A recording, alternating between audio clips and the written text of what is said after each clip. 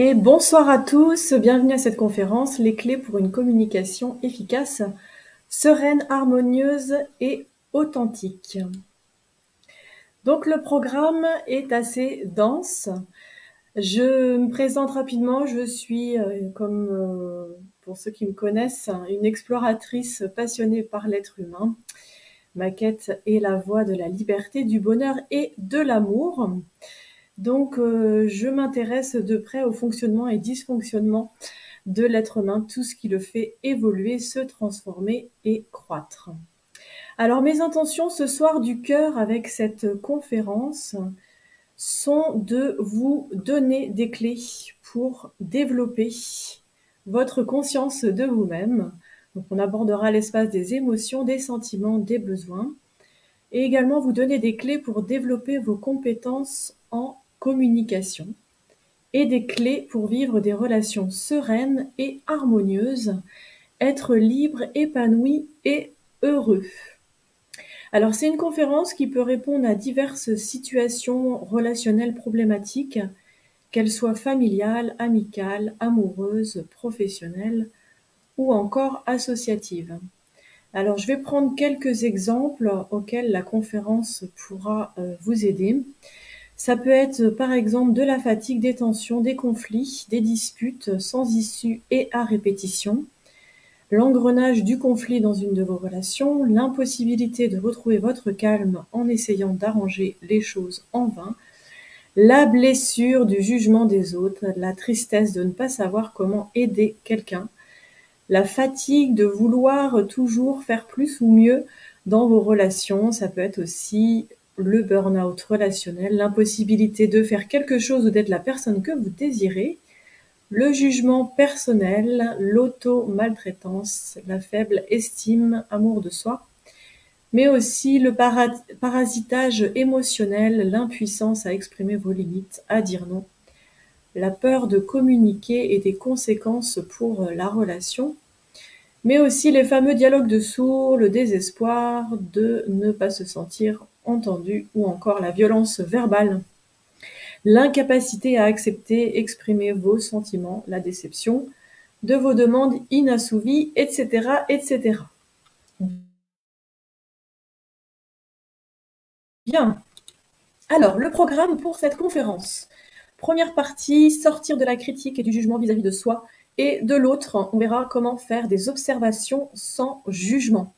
Deuxième partie, reconnaître ses sentiments et ses besoins et apprendre à les exprimer. On verra ici comment identifier ses besoins et la différence entre une demande et une exigence. Troisième partie, on verra comment développer l'empathie et l'auto-empathie, s'entendre et entendre les autres avec empathie. Quatrième partie, une communication efficace au quotidien, comment mettre cela en pratique au quotidien. Et enfin, cinquième partie, on verra ici comment exprimer, recevoir de la gratitude. Bien. Alors, c'est parti. Pour la première partie, faire des observations sans jugement. Alors, c'est aussi le premier accord Toltec, la parole impeccable. Le mot impeccable vient du latin peccatus, qui signifie péché, et du radical im, qui signifie sans. Donc impeccable signifie sans péché, ça veut dire qui ne nuit pas, une parole qui ne nuit pas ni à vous-même ni aux autres. Alors attention, c'est pas forcément une parole positive, je peux dire non, je peux dire que je ne suis pas d'accord et avoir une parole impeccable, et aussi je peux dire oui, et ce oui peut me nuire et nuire à l'extérieur. Par exemple, si je dis oui alors que en fait, c'était non. La sagesse Toltec dit que notre parole est magique et que nous sommes tous des magiciens. Il faut donc se poser la question de l'usage que nous en faisons. Le terme parole, ce sont donc les mots qui sortent de notre bouche et qui se dirigent à l'extérieur. Critiquer, juger, créer du poison émotionnel, c'est faire usage de la parole qui abaisse. Alors les sages Toltec expliquent aussi en ces termes: parlez avec intégrité, ne dites que ce que vous pensez vraiment, évitez d'utiliser la parole pour vous exprimer contre vous-même ou médire autrui, utilisez la puissance de la parole dans le sens de la vérité et de l'amour. C'est aussi le troisième accord Toltec. Ne faites pas de suppositions. Les sages Toltec l'expliquent en ces termes. Ayez le courage de poser des questions et d'exprimer ce que vous voulez vraiment. Communiquez le plus clairement avec les autres afin d'éviter les malentendus, la tristesse et les drames. Avec ce seul accord, vous pouvez complètement transformer votre vie. Alors, comment rester dans cette connexion de cœur à cœur et dans l'espace de la compassion? L'objectif ici, c'est d'apprendre à avoir une communication bienveillante en prenant soin de soi et de l'autre. Et donc en sortant de la critique et des jugements pour rester dans une qualité d'échange et de connexion à soi et aux autres. Il s'agit de sortir de la critique et du jugement, c'est sortir aussi du jeu, qui a tort, qui a raison. C'est aussi sortir du système punition-récompense. Et ainsi sortir de la souffrance, la culpabilité, la honte, sortir de l'obligation, du devoir et de la violence. Alors les Toltecs aussi, ils mettent de la conscience sur le processus de punition et récompense en montrant son dysfonctionnement. Faire ou ne pas faire quelque chose uniquement pour obtenir une récompense, par exemple une félicitation, un compliment, un geste d'affection, un cadeau matériel jusqu'à ne plus s'écouter, ou encore éviter de recevoir des punitions du style privation d'attention, de matériel, paroles, gestes plus ou moins négatifs. Donc le langage qui abaisse, il est basé aussi sur des jugements issus d'une morale, d'un mode de pensée, tort, raison, bon, mauvais, gagner, perdre, un mode de pensée binaire. Ce serait par exemple dire à son enfant « c'est mal ce que tu fais, tu es un idiot » ou encore « fais ceci, fais cela, sinon tu n'auras pas ceci ou cela, tu seras puni ou tu auras ce que tu veux ». C'est un langage en fait qui nie la possibilité de choisir, qui nie la responsabilité de notre action. Ce serait comme dire aussi « c'est pas de ma faute, je n'y suis pour rien, je devais le faire, je ne pouvais pas faire autrement ». Un langage qui élève vient en fait du cœur. Il intègre l'idée qu'on a le choix de ce que l'on fait et que nous sommes des êtres libres. Bien, alors on va pouvoir passer à la mise en pratique.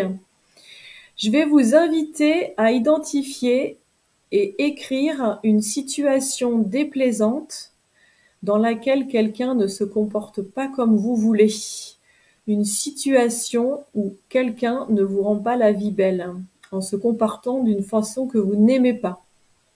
On va considérer ici qu'on ne peut pas obliger quelqu'un à quoi que ce soit et qu'on ne peut jamais essayer de changer quelqu'un ou d'enseigner quoi que ce soit à quelqu'un. Par exemple, on ne peut pas communiquer avec quelqu'un qui ne veut pas. On ne peut pas obliger un enfant ou même un adulte à faire quelque chose sans être dans un système de punition-récompense. On ne peut pas empêcher quelqu'un de vous dire que vous lui faites du mal. On ne peut pas empêcher quelqu'un d'arriver en retard, etc. Nous devons donc apprendre à exprimer ce que nous ressentons et ce que nous aimerions. Donc je vous invite à écrire une action que la personne fait, que vous n'aimez pas. Donc une observation, un comportement concret, mais pas un jugement, pas un diagnostic. On va pas dire par exemple il crie, on va pas dire il est en colère, pas il veut toujours avoir raison, pas il ne m'écoute pas il me manque de respect. On va pas dire non plus il est indifférent quand je lui parle. On va pas dire non plus elle est furieuse parce que j'arrive en retard. Tout ça, c'est des jugements et des diagnostics. Il faut ici identifier l'action précise que la personne fait ou ne fait pas et que vous n'aimez pas. Donc l'observation, le comportement concret. Ça va être par exemple, il ne range pas ses affaires. Elle ne reste pas assise après lui avoir demandé. Elle n'envoie pas le document prévu pour la réunion. Elle n'a pas appelé pour me souhaiter mon anniversaire. Il ne répond pas quand je lui pose une question. Ce sont des exemples. Les deux choses qui sont en réalité exprimées sont « s'il te plaît » et « merci ». Toute évaluation, observation qui implique une faute ou un reproche est l'expression d'un besoin qui n'est pas satisfait. Un s'il te plaît. Donc penser de manière critique et jugeante va vraiment réduire nos chances d'obtenir ce que l'on désire, même si on ne l'exprime pas, simplement en le pensant, et nous faire sortir de la parole impeccable. Alors qu'une personne qui évalue à partir du cœur va regarder si ce que font les gens servent leurs besoins, et pour cela, la personne va évaluer les sentiments et les besoins, les siens et ceux de l'autre. Donc imaginez que vous parlez à la personne, décrivez ce que vous ressentez quand la personne fait ce que vous n'aimez pas. De cette manière, quand tu, observation, je me sens, le sentiment. Exemple, quand tu fais cela, je me sens triste, fâché, fatigué, apeuré. Quand tu n'es pas à l'heure prévue pour notre rendez-vous, je me sens stressé. Je vous invite à vous munir d'une liste de sentiments. Donc on a quelques exemples ici. Des sentiments lorsque les besoins sont satisfaits et lorsqu'ils sont non satisfaits. Quand ils sont satisfaits, ça peut être aimant, enjoué, serein. Quand ils sont non satisfaits, tristesse, fâché, fatigué, etc. Nous devons faire attention aux évaluations masquées qui impliquent l'action des autres. Par exemple, je me sens incompris, utilisé, je me sens manipulé, critiqué, ignoré, etc.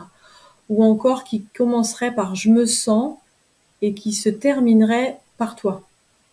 Ou encore qui commencerait par je sens suivi de que ou quel. Alors par exemple, si je dis je sens de l'irrespect, qu'elle me parle ainsi, c'est une évaluation masquée. On ne dit pas tu m'as déçu, car le sentiment de rejet est créé par la personne qui le vit. Et ici, on veut prendre la responsabilité d'exprimer notre sentiment que nous avons créé en nous, qui est de notre responsabilité. Pour vous aider à faire cela, pensez que vous réagissez ainsi et qu'une autre personne aurait pu ressentir tout autre chose, même des sentiments très opposés. Donc nous devons vraiment éviter les évaluations masquées, car cela diminue les chances d'obtenir ce que l'on veut. Et la réponse, c'est la défense agressive, car l'autre ne va pas prendre en compte votre sentiment si la raison implique sa faute. Par exemple, je me sens comme ça à cause de toi, tu me rends comme ceci, je me sens blessée que tu ne ranges pas tes affaires, tu me mets en colère quand tu dis ça. Dites plutôt, quand tu dis cela ou fais cela, je ressens de la colère, de la fatigue, etc. En fait, il s'agit ici de ne jamais donner notre pouvoir de décision, ne jamais se rebeller ou se soumettre. Nous avons le pouvoir de choisir, décider de nos actions, de mettre nos oreilles qui élèvent en cherchant les sentiments et les besoins. Bien, j'espère que vous me suivez. Résumé de cette première partie, pour faire des observations sans jugement avec la parole impeccable. 1. On identifie l'action de manière factuelle, l'observation, ce que la personne fait qui ne vous rend pas la vie belle. 2. On décrit ce que l'on ressent avec cette action, avec le langage des sentiments. Et 3. On exprime un sentiment qui n'implique pas la faute de l'autre. Bien, on poursuit. Deuxième partie. Exprimer ses besoins et demandes. Nous devons apprendre à exprimer nos sentiments et nos besoins. On va voir ici comment identifier ces besoins et la différence entre une demande et une requête. Gardez toujours en tête que derrière chaque émotion, chaque sentiment, il y a un besoin. Certains sentiments vont dire que nous ne sommes pas comblés dans nos besoins, lorsqu'il y a notamment un retour au jeu qui a tort raison. C'est le cas pour la colère, la dépression, la culpabilité et la honte. Lorsque nous repartons dans le jugement, la colère indique en fait que nous jugeons quelqu'un d'autre, Et la dépression, la culpabilité et la honte indiquent que nous faisons des jugements contre nous-mêmes. En fait, il s'agit de connecter les sentiments avec les besoins en restant connecté à notre cœur. L'expression des besoins, elle donne du pouvoir avec les autres et non pas sur les autres. Le meilleur moyen d'avoir du pouvoir avec les autres, c'est d'attirer l'attention sur ses propres besoins. Quand les autres, ils ont une attention complète sur nos besoins, ils n'entendent plus la critique ou le jugement, et si les autres interprètent ce que nous disons comme une critique, ils perdent en fait la connexion et le plaisir de donner. Bien. Alors, on poursuit. Je vous invite donc à développer votre langage des besoins et à vous exprimer de cette manière. Quand tu fais ce que j'ai décrit, observation, je me sens, le sentiment, parce que j'ai besoin de. Ici, on va exprimer le besoin qui se cache derrière le sentiment. Et ne pas utiliser le tu, on va laisser l'autre où il est.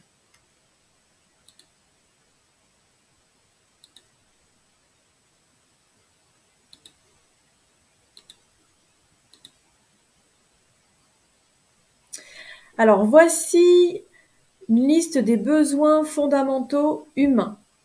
Subsistance, autonomie, expression de soi, intégrité, affection, interdépendance, mentale, célébration, spiritualité.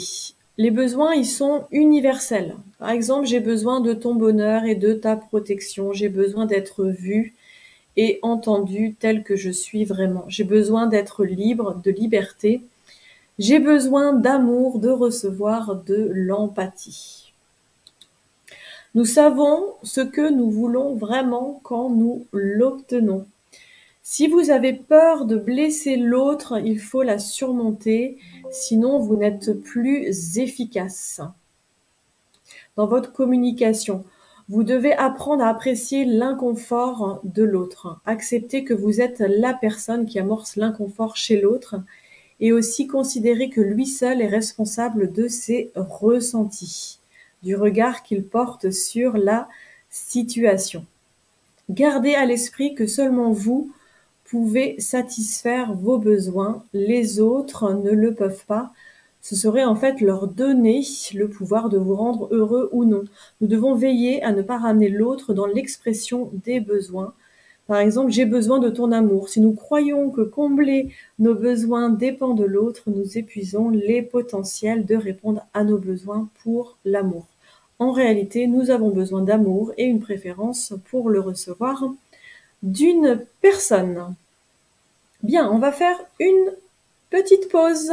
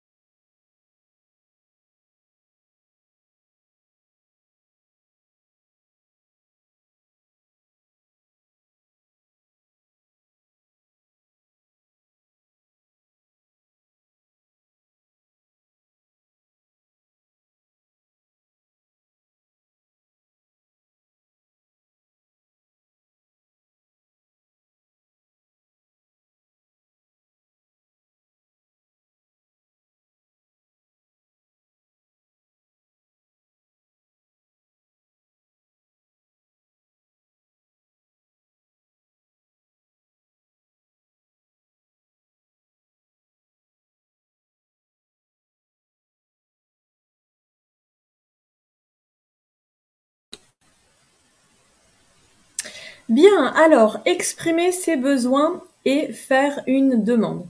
Lorsque l'autre a exprimé son besoin insatisfait, vous devez lui demander ce qu'elle veut que vous fassiez concrètement. Donc ça donne « Peux-tu me dire ce que tu veux que je fasse concrètement pour satisfaire ton besoin ?» À cette étape, nous devons utiliser un langage positif de ce que l'on veut et pas de ce que l'on ne veut pas.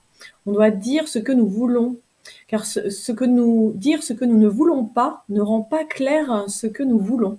Pire, à chaque fois que nous voulons éliminer quelque chose, nous créons de la violence en disant ce que l'on ne veut pas. Que voulez-vous que les autres fassent? Pour quelles raisons voulons-nous qu'ils le fassent? On va ici utiliser un vocabulaire d'action. Donc, en pensant à ce que la personne a fait et en relation avec vos sentiments et vos besoins, adressez-vous à la personne en exprimant votre demande de la façon suivante. J'aimerais que tu fasses. Exemple, j'aimerais que tu fasses ce que je t'ai demandé de faire. Je veux que tu fasses ce sur quoi nous nous sommes mis d'accord. Et dans l'esprit, c'est très important. Fais-le comme je te l'ai demandé seulement si tu le fais avec la joie. Ne fais pas ce que je t'ai demandé si tu as peur de la punition. Ne fais pas ce que je t'ai demandé si tu espères une récompense ou si tu penses que je vais t'aimer davantage. Ne fais pas ce que je t'ai demandé si tu as un sentiment de honte, de culpabilité ou par devoir. Alors, comment savoir si c'est une requête ou une exigence? Vous pouvez le savoir à la manière dont la personne va vous traiter si vous ne faites pas ce qu'elle vous a demandé. Si la personne se ferme, si la requête n'est pas exécutée, c'est que c'est une exigence. Et nous voulons être sûrs que la demande est une requête et pas une exigence. Par exemple, comment vous demander de faire ce que je vous demande sans que vous preniez cela comme une exigence? C'est le problème de l'éducation dans un système de domination avec punition et reproche. Si l'autre entend notre requête comme une exigence, il a deux choix, se rebeller ou se soumettre, et cela ne crée pas la bonne connexion. La différence n'est pas dans la façon dont la requête est posée, mais dans la manière dont vous allez traiter l'autre s'il ne fait pas ce que vous voulez. Exemple, si je demande à quelqu'un d'aller au cinéma avec moi et qu'il me répond non et que je me ferme, c'est que c'était une exigence et pas une demande. Bien. Troisième partie. J'espère que vous me suivez. Développer l'empathie et l'auto-empathie. On va voir ici comment s'entendre et entendre les autres avec empathie. Les humains disent seulement deux choses, s'il vous plaît et merci. Dire s'il vous plaît pour que les gens apprécient de donner dans la joie et l'envie en dehors de tout système de punition-récompense. On a vu avant comment exprimer ses sentiments et ses besoins, comment exprimer un ressenti sans impliquer la faute de l'autre personne et comment faire une requête claire. Alors, comment recevoir leur message sans entendre une critique ou une exigence?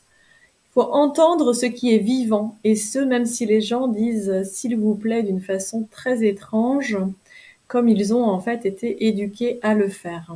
Si vous entendez « le problème avec toi, c'est », cette personne souffre et a un besoin non satisfait. Si vous entendez une critique, c'est le résultat est le conflit et la violence. La personne, elle dit en fait « je suis en souffrance ». Donc, essayez de deviner leurs besoins non satisfaits. Si la réponse est « je pense », il y a aussi un problème. Nous apprenons en fait ici à ne plus entendre les pensées critiques, mais à entendre la vérité, avec les pouvoirs de l'écoute qui élèvent, de la parole impeccable. Alors ne nous inquiétions plus de ce que les autres disent ou font, nous n'avons plus non plus à nous inquiéter de la réponse des autres. Donc il s'agit d'essayer de deviner leurs sentiments, d'essayer de deviner leurs besoins non satisfaits. Même si on se trompe dans le sentiment et le besoin de l'autre, vous accordez de la valeur à ce qui se vit chez l'autre. et la solution se met déjà en place. Donc il ne faut pas confondre la gentillesse avec la parole impeccable. Considérez que l'autre, il peut satisfaire ses besoins sans vous. Si l'autre ne comprend pas que vous vous intéressez à lui et qu'il ne vous fait pas confiance, vous pouvez faire les choses aussi silencieusement, même sans un mot, avec les yeux, le corps, en restant focalisé sur son cœur. L'avantage de l'exprimer à voix haute, c'est que l'autre personne, elle peut nous corriger. Une communication non efficace consisterait à essayer de rassurer avec une réponse rapide à la souffrance de l'autre. Essayer d'améliorer la situation, trouver la solution pour arranger les choses, ou encore ne pas supporter la douleur de l'autre et vouloir s'en séparer au plus vite.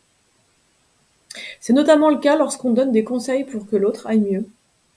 Ne plus dire ou entendre la bonne manière, c'est entendre seulement les sentiments et les besoins. Parfois, l'autre, il a juste besoin d'empathie. Faut pas revenir trop vite à ses propres sentiments. Prendre une pause parfois est nécessaire. Donner de l'empathie avant l'éducation. La solution, elle vient quand la connexion empathique est là. Jamais de mais si la personne a besoin d'empathie, car elle vous verra comme un ennemi. Donc, donnez de l'écoute empathique avant pour que l'autre puisse entendre les besoins. Alors, quand le conflit il est très ancré, il ne faut pas chercher de solution tant que la connexion avec le cœur n'est pas établie. Retenons que tous les besoins peuvent être satisfaits. Il est vraiment intéressant de faire une liste de vos expressions jugeantes. Écrire la façon dont vous parlez quand vous vous jugez imparfait et pas parfait. Puis les expressions que vous utilisez quand vous êtes en colère contre quelqu'un. Puis aussi la liste des choses que les autres disent et qui vous mettent en colère. Et la liste des choses que les autres disent ou font qui vous font peur ou qui vous font devenir un mauvais communicant. Ça peut être par exemple « Quelle chose stupide ai-je fait ?»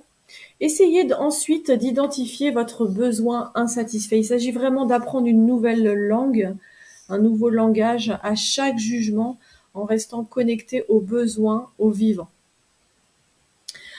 On peut même entendre un non si on a de l'empathie pour les besoins et sentiments de l'autre. Et dans ce cas, on va le formuler ainsi « je ne peux pas »,« je ne veux pas »,« je n'ai pas le temps ».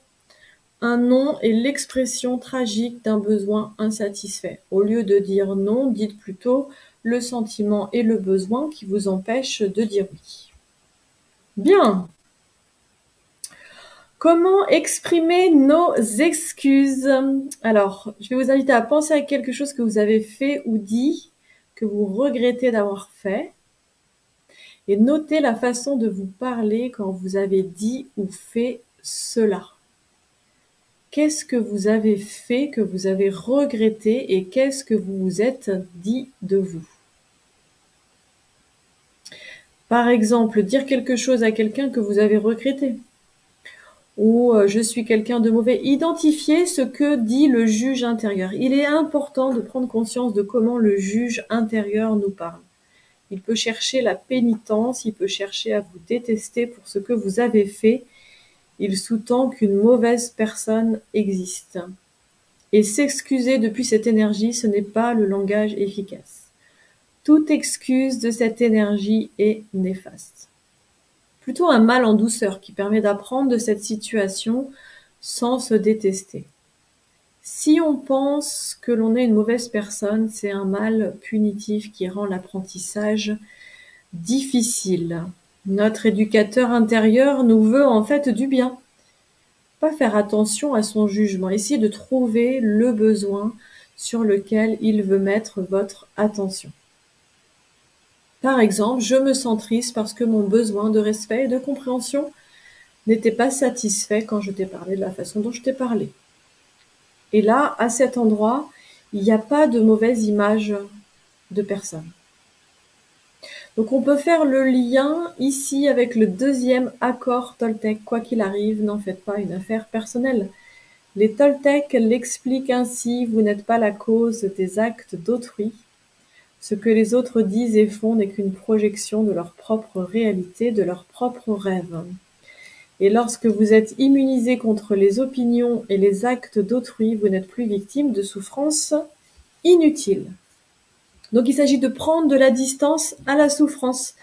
Imaginez un ami qui vous dit « je suis un moins que rien, je suis nul ». Nous devons nous décharger de la souffrance de l'autre. Il est impossible de causer une souffrance psychologique à quelqu'un. Nous devons aussi nous libérer de la recherche de solutions que la personne doit aller mieux. Plus nous pensons que nous devons améliorer l'état de cette personne, et pire ça sera. Nous ne pouvons pas réparer les gens. Donc simplement faire appel à cette énergie réparatrice. Si nous cherchons une solution, nous bloquons cette énergie. Quatrième partie, une communication efficace au quotidien. Donc comment mettre en pratique pour en retirer tous les bénéfices? Comment utiliser ces outils dans la vie de tous les jours? Alors, je vais vous inviter à changer le mot habituel par le mot naturel. Ce processus est vraiment naturel. Gandhi, il dit, nous avons plutôt été habitués à communiquer d'une façon qui n'est pas très naturelle. C'est naturel de regarder ce qui est vivant en nous, ce que nous ressentons et ce dont nous avons besoin. Le but du processus, c'est de satisfaire les besoins de chacun, de donner de bon cœur en dehors de toute motivation forcée. Dire non, c'est un frein à la satisfaction des besoins de l'autre. Il y a plus de chances que l'interprétation n'aille pas dans notre intérêt. Nous devons exprimer nos besoins au moment de la demande. Et ne pas dire oui quand il n'en est pas un. Être dans la parole impeccable qui élève. Ne pas dire oui alors que l'on a envie et besoin de dire non. Alors, comment intégrer dans la vie de tous les jours? Donc, il y a ces notions, ce vocabulaire, cette manière de s'exprimer qui est le point de départ. Nous devons comprendre ce qu'est un sentiment et un besoin pour pouvoir l'intégrer dans la communication. Par exemple, on ne dit pas « je suis désolé » qui part d'une fausse croyance pensée, mais plutôt « je suis triste » qui part des ressentis et « j'ai besoin d'eux ». Il s'agit là en fait de ne pas se culpabiliser et de faire preuve de bienveillance vis-à-vis de soi-même. Quand je dis « j'ai besoin de le rendre heureux », ce n'est pas approprié. Ce n'est plutôt pas faisable. Si tu veux que je sois heureuse, dis-moi les actions que je dois faire pour que tu le sois. Ne me dis pas seulement « sois heureuse » ou « aie confiance en toi ». Dis-moi les actions qui vont te permettre de prendre confiance en toi. Ou encore, autre exemple, je suis anxieuse d'aller voir quelqu'un parce qu'elle fait certaines choses. Là, la première chose à faire, si vous voulez que quelqu'un considère sa façon d'agir, c'est de commencer la communication en leur disant que ce qu'ils font est la chose la plus précieuse qu'ils puissent faire avec de l'empathie. Commencez par donner de l'empathie. C'est important pour toi. Montrer que l'on comprend ce que l'autre fait. Et s'assurer que l'autre ne se déteste pas pour ce qu'il a fait, sinon il continuera à le faire. Donner de l'empathie sur les besoins qu'il cherche à satisfaire. Et la deuxième chose, c'est d'exprimer ses sentiments. Je ressens de la gratitude et d'exprimer ses besoins. La réaction de l'autre permet de savoir si l'autre m'a entendu ou pas. Et ça pourrait être, est-ce que tu peux me dire ce que tu as entendu ? Remercier, ne pas dire ce n'est pas ce que j'ai dit, plutôt merci de me dire ce que tu as entendu.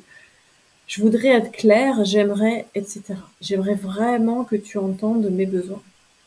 C'est facile d'obtenir de l'empathie avec douceur. Alors comment faire? Avec de l'empathie, ça requiert de la présence.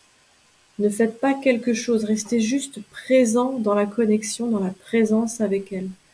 Ne cherchez pas à rassurer, donner des conseils, c'est pire. Donc par exemple, tu te sens découragé, tu aurais aimé, etc. Tu te sens frustré, etc. Restez présent sans chercher à arranger les choses. Quand quelqu'un souffre et ne cesse de ressasser, interrompre la personne pour la ramener à la vie au présent. Lorsque vous parlez du passé, il semble que vous souffrez parce que si on pose des questions sur le passé, on entretient en fait le mélodrame Et en réalité, on guérit en parlant de ce qui est vivant en nous dans l'instant présent. C'est le cas notamment pour les situations de maltraitance, violence verbale, physique, sexuelle. En fait, chacun crée sa souffrance sur le passé avec la manière dont nous réagissons émotionnellement et qui dépend de nous. Il existe des réactions différentes avec le même stimuli. Souvenez-vous, on peut réagir différemment d'une personne à une autre avec des mêmes propos ou un même environnement.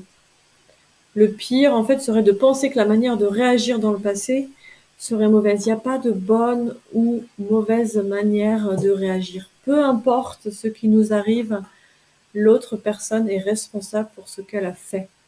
L'autre est responsable, redevable de ce qu'elle a fait. Et nous sommes chacun responsable de la manière dont nous réagissons.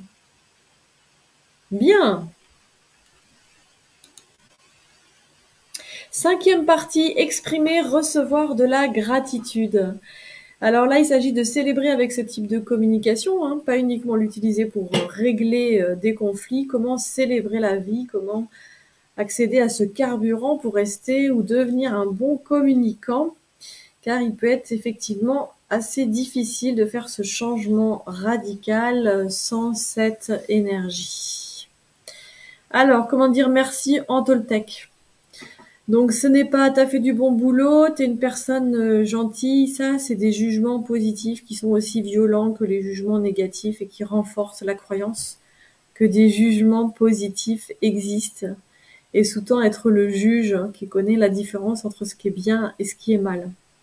Pas de louanges ou de compliments, surtout si c'est donné pour une récompense, pour renforcer ce que fait ou dit une personne, jusqu'à ce que la personne se rende compte de la manipulation, et ça ne dure pas. Alors comment renforcer l'estime de soi de quelqu'un? Si une personne ne peut s'aimer que lorsqu'on la complimente, elle n'a aucune estime de soi. Elle est devenue en fait dépendante du compliment et à la récompense. Alors, 3 choses qui donnent l'énergie pour rester ou devenir un communicant du cœur. La première, c'est donc l'observation, attirer l'attention de la personne sur ce qu'elle a fait pour nous rendre la vie plus merveilleuse. C'est le pouvoir de nos mots qui ont le pouvoir de rendre la vie plus merveilleuse. Quelle action spécifique de la personne? Il est aussi dangereux de croire que nous sommes intelligents que stupides, nous sommes en fait bien plus que cela.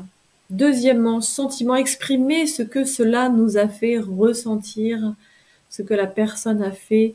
Et troisièmement, exprimer les besoins, nos besoins qui ont été satisfaits avec des indications concrètes. La façon dont nous recevons de la gratitude est aussi importante. Dire mais non, ce n'est rien. En fait, pour terroriser quelqu'un qui manque d'estime d'elle-même, exprimez-lui de l'appréciation, de la gratitude sincère et de l'amour. Car il y a cette violence du mérite de la personne qui manque d'estime d'elle-même, de mériter l'appréciation ou la punition. Le mérite, c'est un des ingrédients clés dans la violence. Ne soyez pas si humble, vous n'êtes pas si extraordinaire. Ce ne sont pas nos parties sombres, en fait, qui nous font le plus peur, mais notre lumière. Et l'éducation classique, quant à elle, pousse à nous détester quand quelque chose ne va pas. Alors, pour conclure, avec ces clés d'une communication efficace du cœur, j'en reviens à la sagesse toltèque, au 4e accord toltèque, faites de votre mieux. En fait, l'invitation, c'est de se dire passez à l'action, qu'on y croit ou pas, que ce soit vrai ou pas, et que ça marche ou pas. Faites simplement de votre mieux dans votre vie, dans la mise en pratique de ces clés pour vous rapprocher d'une parole impeccable, pour ne pas prendre les choses personnellement, pour ne pas faire de suppositions.